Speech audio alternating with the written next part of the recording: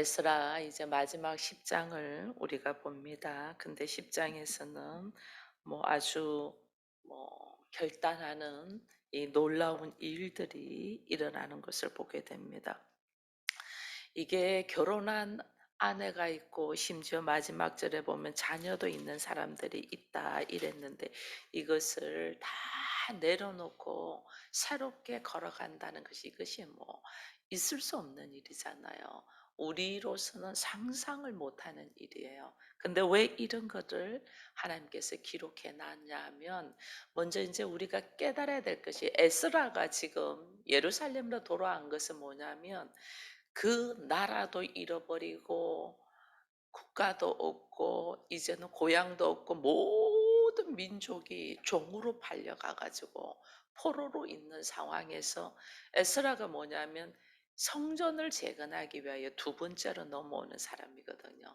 성전을 재건해라는 말은 하나님께서 뭐냐면 우리의 삶의 회복을 하나님이 지금 허락하신 거거든요. 삶이 이게 지옥과 같이 살고 있는 거죠. 내가 나로서 살지 못하고 종으로 살고 있고, 내가 하나님의 은혜를 받은 자로서 자유인으로 살지 못하고 세상의 포로가 되어 있잖아요. 물질의 종이 되어 있고, 우리가 감정의 종이 되어 있고, 생각의 종이 되어 있고, 자기의 환경에 눌려서 종이 되어 있고, 우리가 얼마나 이렇게 지금 살아요. 근데 하나님의 자녀는, 예수께서 십자가를 지신 것은 우리로 하여금 거기서 노임받아서 자유인이 되게 하는 거거든요. 내가 자유인이 돼야 되는데, 내가 종으로 살고 있는, 말할 수 없는 고통 속에 있는 것을 하나님이 회복시키기 위해서 에스라를 통하여 예루살렘에 가서 성전을 재건하라고 하는 거예요. 그래서 성전 재건을 위하여 예루살렘에 돌아온 목적이 뭐냐면 삶의 회복이에요. 이게 예배의 회복. 성전 재건은 예배의 회복, 나의 삶의 회복이에요. 나의 삶의 회복을 딱 하려고 하는데, 보니까 이들이 왜 종으로 팔려갔냐 보니까, 하나님의 말씀, 예배자로 서야 되는데, 나는 부름받은 게 예배자로 부름받은, 예배자로 서야 되는데 하나님의 말씀을 다 버리고 세상에 보기 좋은 화려함, 세상에 잠시 내 감정을 기쁘게 하는 세상의 것을 추구하고 살다가 종이 되었잖아요. 그러니 하나님이 지금 나의 삶의 회복으로 딱 돌이킨다는 것은, 그동안에 내가 죄가 죄인 줄도 모르고 살아온 방식을 완전 뒤집어서 새롭게 하는 거예요. 예를 들면 우리가 쉽게 생각을 하면, 결혼을 해서 남자와 여자가 결혼을 해서 이 둘이가 하나가 되어서 오손도손하게 살아야 되는데, 남자는 남자대로 다른 여자를 보고 있고 여자는 여자대로 다른 남자를 보고 있어. 이게 외도를 하고 있는 거죠.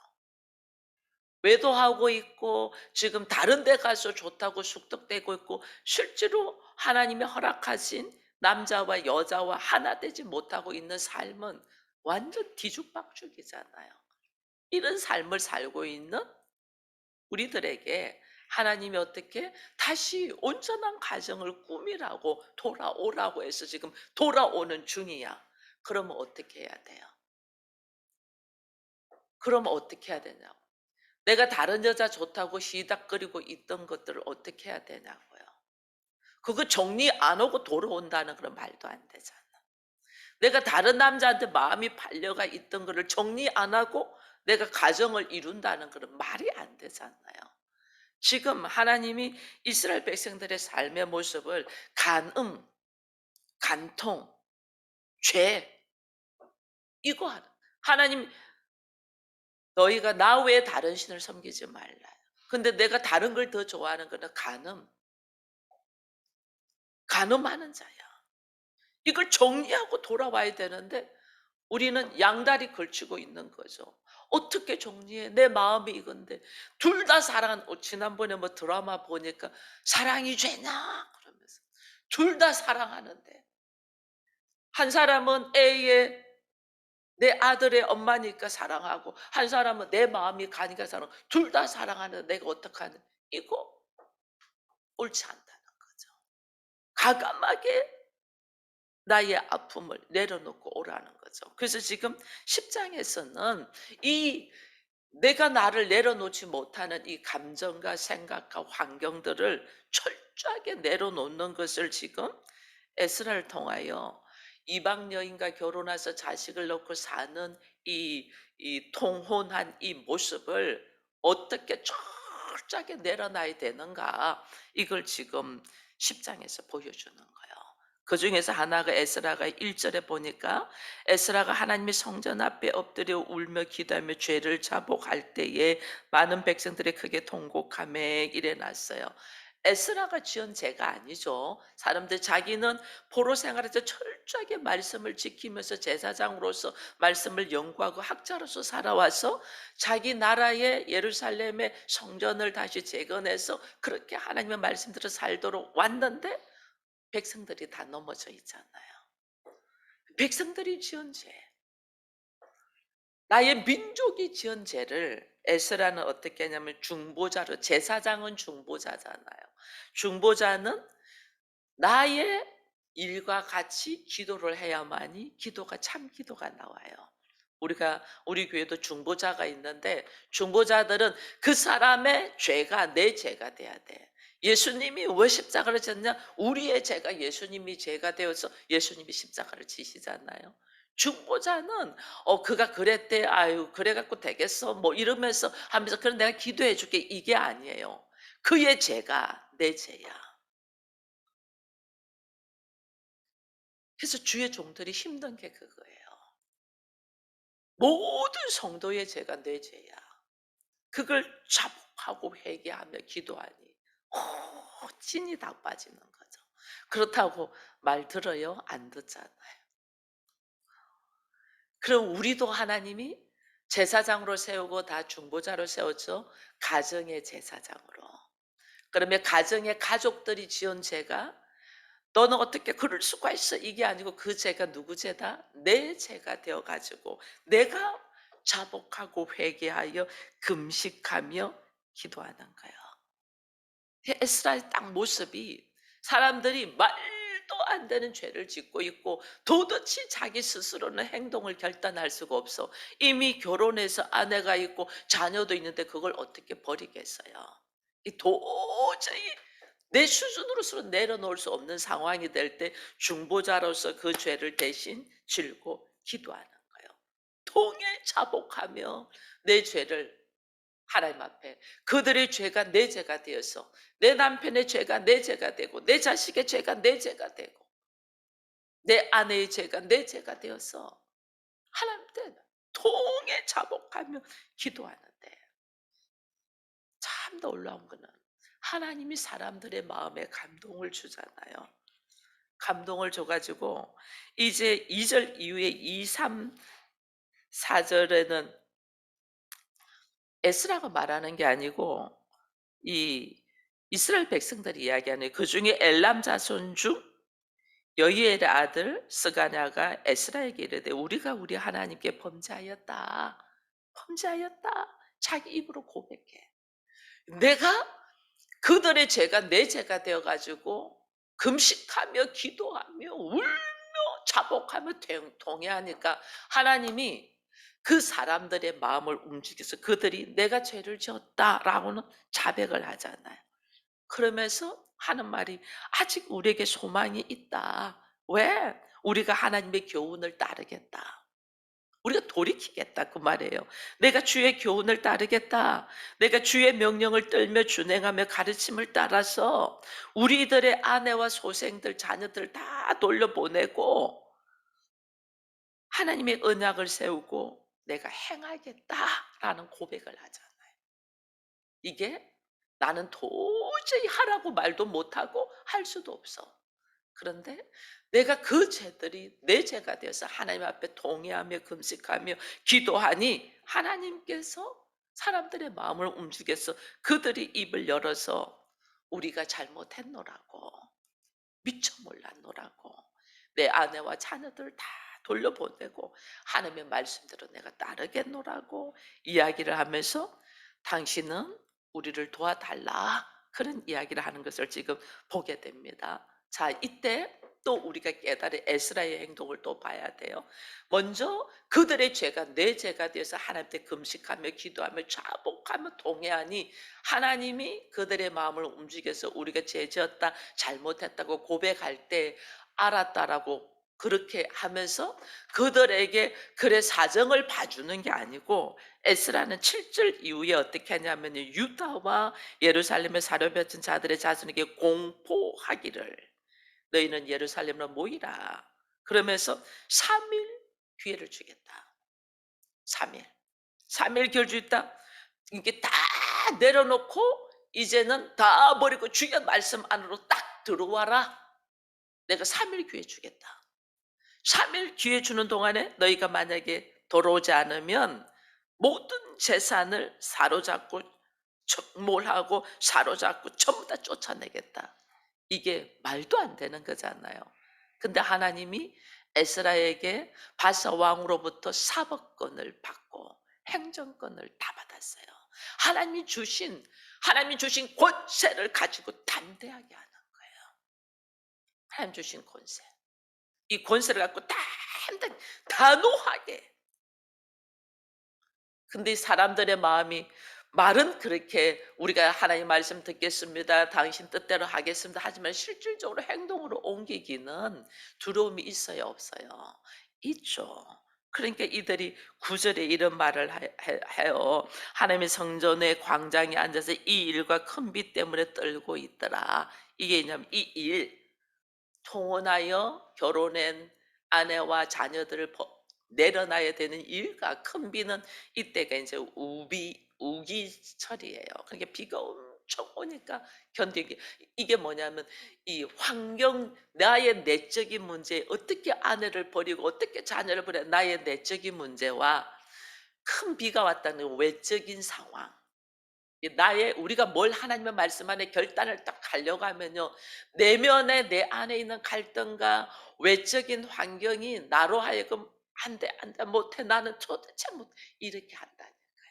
이들도 내적인 문제와 외적인 문제를 통해서 떨고 있다는, 두려워하고 있다는 거예요. 이렇게 두려워하고 있다. 이게 오늘 우리들의 이게 모습이에요. 거기다가 또 보면 에스라의 이렇게 단호하게 하는 결단을 반대하는 사람이 15절에도 있잖아요. 15절에도 오직 아사엘의 아들 요나단과 디가의 아들 야스얄이 일어나 그 일을 반대하고 이래 되잖아요. 이게 우리가 하나님의 말씀 안에서 결단하고 걸어가려면 얼마나 많은 반대가 있는지 몰라요. 환경적인 외부적인 반대와 더 큰 것은 내 내면의 결단을 하지 못하게, 내면의 이 모습. 우리가 볼 때는 결혼 생활을 하는 사람이 바깥에서 외도를 하고 딴짓을 하면 반드시 결단하고 돌아와야 되잖아요. 그죠? 다 내려놓고 내 감정, 내 생각, 그때 한때 좋았던 거, 뭐 사랑하는 마음 다 내려놓고 돌아와야지 온전하게 되는데 우리는 이게 안 되는, 안 돼. 막가파로 나가잖아요. 뭐, 뭐 내가 이래 살 테니 네가 같이 살려면 살고 말려면 말어 이러면서 막가파로.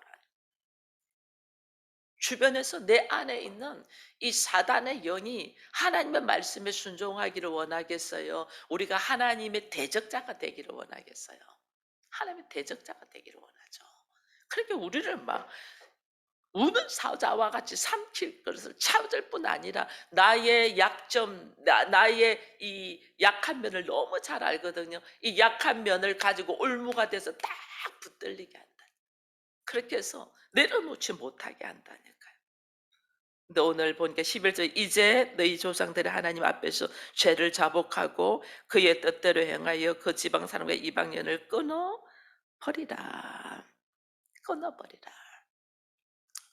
근데 이제 우리가 이제 이것은 알아야 되는 게 하나 있는 것이, 내가 하나님 앞으로 담대하게 걸어오고 내가 하나님 앞에 거룩한 성전이 되는 것도 혼자 감당하기 어려워요. 누군가가 중보 기도자가 있어야 돼요. 왜냐하면 우리는 혼자 있으면 넘어지기 너무 좋고 이게 사단의 밥이 되기 너무 좋아요. 그래서 교회 안에서 말씀과 함께 기도의 중보자들이 있어야 되는데 가족들, 이거 혼자서 어떻게 하겠어요? 반드시 함께. 그래서 에스라도 혼자 기도하지 않잖아요. 민족의 죄를 가지고 나라의 죄를 가지고 회개하는데 사람들이 함께 모여서 감동되어 함께 회개하도록 하잖아요. 이게 신앙 공동체예요.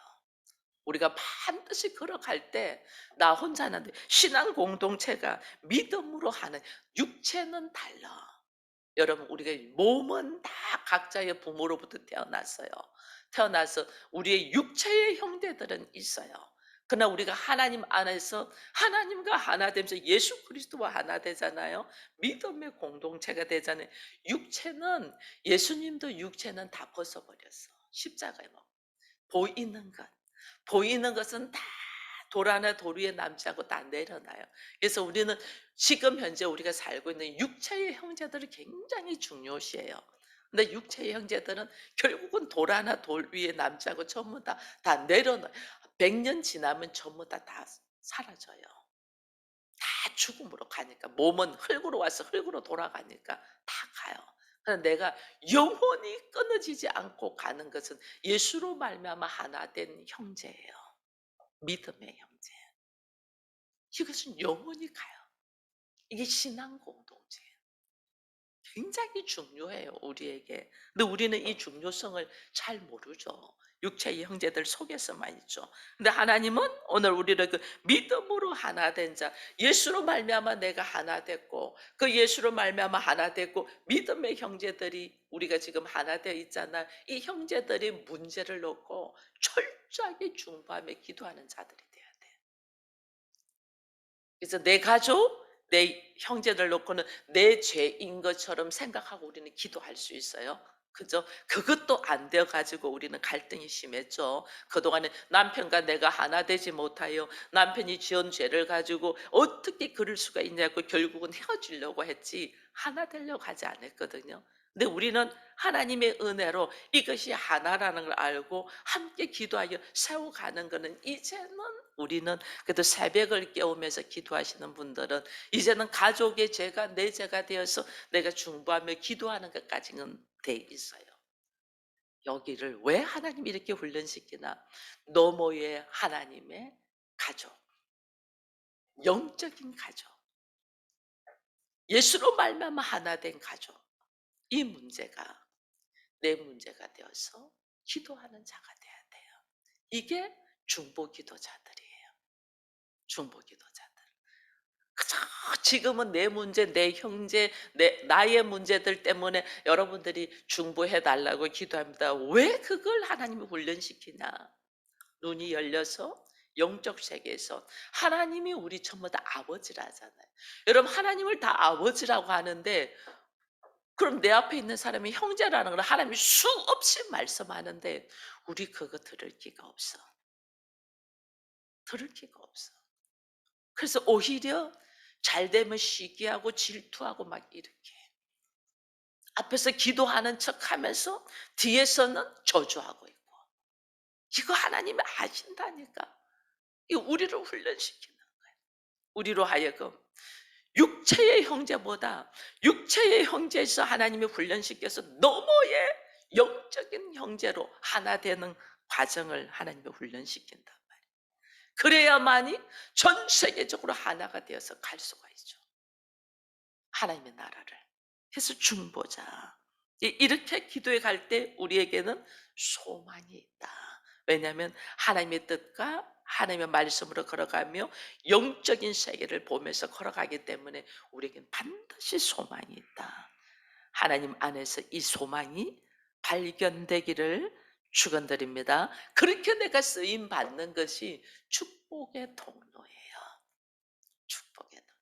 하나님은 우리를 축복의 통로로 나를 통하여 남편을 살리고 나를 통하여 자녀를 살리고 이거는 하나님 뭐냐면 나를 통하여 교회를 살리고 나를 통하여 하나님의 나라를 이거 확장되어 가야 돼요. 확장. 그래서 우리가 절대 내려놓지 못하는 것들이 있잖아요. 지금 여기 10장에서 가족과 이 자녀를 내려놓으려 하니까 사람들이 이렇게 힘들어하잖아요. 근데 이 엄청난 결단을 하는 것을 지금 에스라가 10장밖에 없는데 에스라가 이게 종교 개혁을 하는 거예요. 이게 뭐냐면 우리의 삶의 개혁을 하는데 그냥 쉽게 되나요? 완전 뒤집어 엎어야 되는 거죠. 이게 오늘 우리의 신앙생활이에요. 신앙생활이 이렇게 나의 삶의 모습에서 뒤집어 엎어야 되는데 여전히 우리는 적당하게 타협하는 거예요. 힘드니까 나도 힘드니까. 그 힘드니까 어디에? 힘드니까 교회 공동체에 함께 기도해 달라고 중보하며 같이 걸어. 그래서 그 속에서 또 다시 전부 다 함께 내가 서고 가정을 세우고 그다음에 하나님 뭐 사회를 세울 수 있도록 어디에 교회가 하나 돼야 돼. 이게서 그렇게 중요한 거예요. 그래서 하나님이 성전을 재건하라는 것이 뭐예요? 사회를 나와 가정과 사회와 나라와 민족을 세우기 위하여 반드시 필요한 것이 성전이에요. 교회 공동체. 그래서 하나님 뭐하냐? 먼저 그 나라와 그 일을 구하라. 교회 공동체가 무너지면 여러분 나라도 없고 내 가정도 없고 나 스스로 내 안에 말씀이 떠나 봐보세요. 내가 어떻게 살던가. 내 안에 말씀 떠나고 기도를 내가 게을리해 보세요. 어떻게 되니까 저 3000% 빠져 있잖아요. 바로 그거예요. 말씀 붙들고 매일 새벽마다 일어나서 여러분 말씀으로 함께하고 이 말씀을 붙들고 기도할 때와 그러지 아니하고 있을 때와는 완전하게 달라요.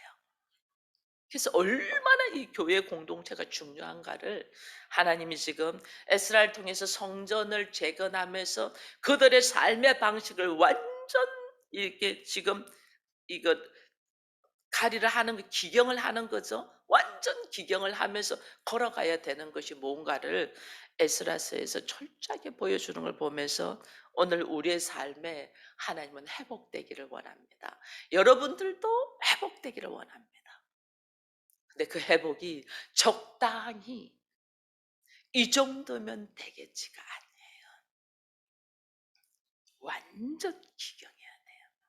하나님 나의 삶의 모습 완전 기경되어서 새롭게 말씀에 이 씨앗을 받아서 내 이게 밭이 좋은 밭이 돼야 되는 적당히 기경해서 말씀의 씨앗이 떨어지면 나중에 가시밭이 되고 나중에 돌짝밭이 되고 이런 거예요. 그래서 하나님은 좋은 밭이 되게 하게 하여 완전 기경시키는 이 하나님 앞에 하나님이 이제 그만하세요. 이 정도면 됐잖아요가 아니고 철저하게 내려놓아서 저와 여러분이 좋은 밭으로서 하나님의 말씀을 받아 하나님의 기쁨이 되기를 축원드립니다.